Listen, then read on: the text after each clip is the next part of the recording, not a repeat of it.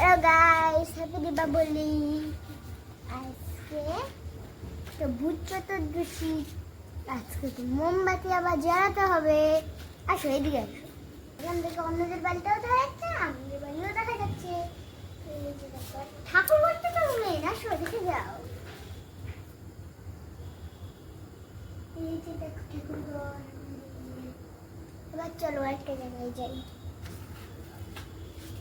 এই দেখো কি সুন্দর জায়গাটা।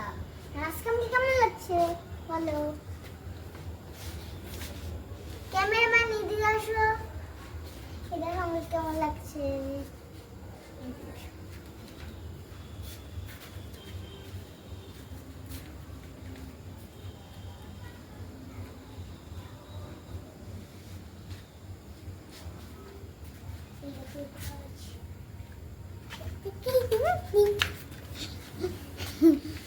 মজা তো ভালো লাগে। উপরটা দেখো, এই যে উপরটা দেখো, এই যে